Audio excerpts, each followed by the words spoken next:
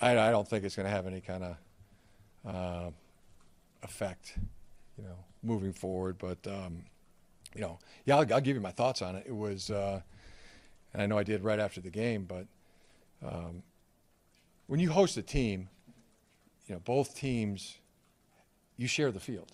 I mean, each has a sideline. Each gets half of the field to warm up on, and that then Michigan State locked arms and used every inch of the field in their walk to with the attempt of going through or over our guys in a physical manner. So to call that unsportsmanlike or to call that bush league is putting it mildly.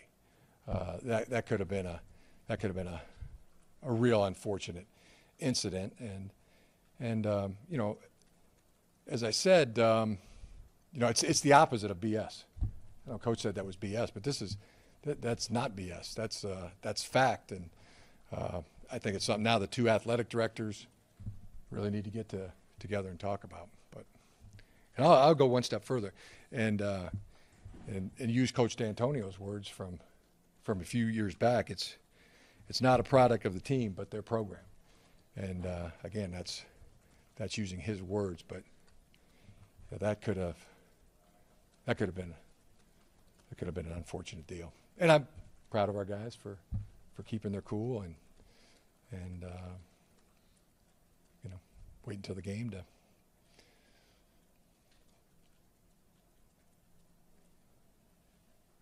What was your opinion of what Devin did at midfield? Was that something you addressed? Did you have any thoughts on that?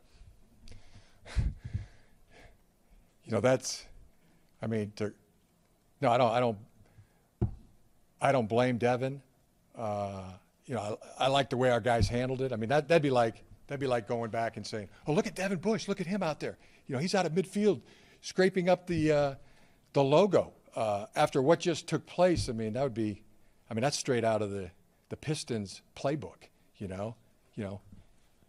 Do something to them, say something to them, elbow them, and then when somebody else does something, back, then flop.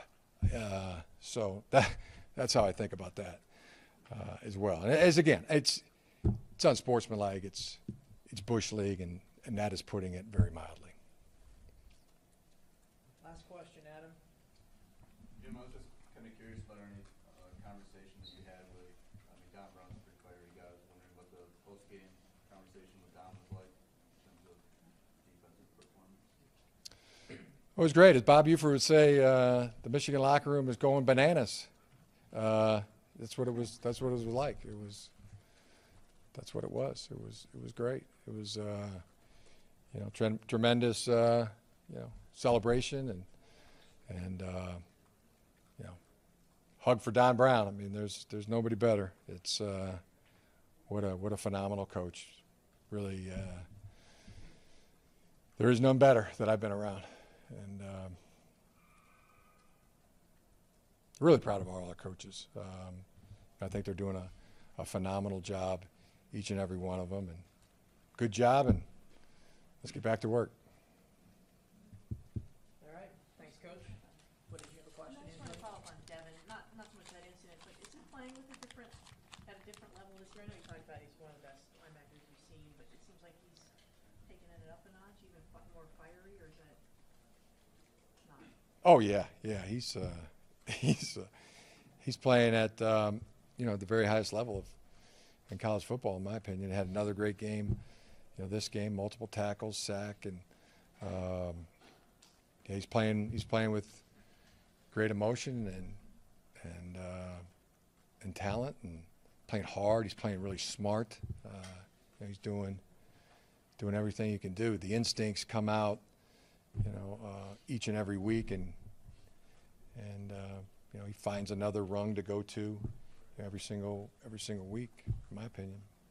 And with the situation that you just talked about, the opposite of BS, would you call? I mean, do you want to talk to Dantonio about this, or are you done with this at this stage? Well, I think it's a thing that the two athletic directors really need to talk about because, leading up to the game, we were aware that they did a traditional walk, and And we contacted them because they send us a book of pregame operations that is the most detailed, finest I've ever seen. It has everything in it, in writing, and but that part is not. And we call them and say, what time are you guys doing your walk? Because we don't want to put our players out to warm up until after you guys do your traditional walk. And they gave us a time that it would be at 9:45. So, okay, great. Then, well, it might be 9:55. Now it is going to be 9:55 a day later. So, okay, well, that walk happened another 10 minutes after that. And, at no point was there any kind of heads up or, hey, could you guys please, leave the field? And, and that's, I see where they're calling using the word juvenile. I think that's trying to brush it under the carpet because, their strength coaches were out there leading it. Their assistant coaches were out there. Coach Dantonio was right behind it. That had all the earmarkings and evidence of a orchestrated stormtrooper march, So, but I'll let I think that's something Ward will address. I know you weren't on the field, you heard what David told you, when you saw the video of it, Mhm. you see Dantonio back there, what was your reaction to seeing him, being 5'8" or whatever was behind the guys?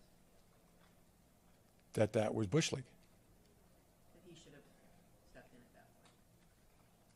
That it has all the evidence of being orchestrated, yes. Jim, Patrick, were you guys supposed to have the field at 10 a.m.? Is that what was on the schedule? Exactly what time were you guys supposed to be on the field and they were supposed to be on? As I say, we can go out on the field, 9:30, 9 o'clock, 10 o'clock. It comes open to us when it comes open. But as I said, we were trying to not be out there when, they were doing their traditional walk. And that's when the back and forth was a vagueness. They even told us, sometimes we don't do it. So it came to a certain point where, well, maybe they're not doing it, So guys can go out and start getting loosened up for the game that starts at 12 o'clock.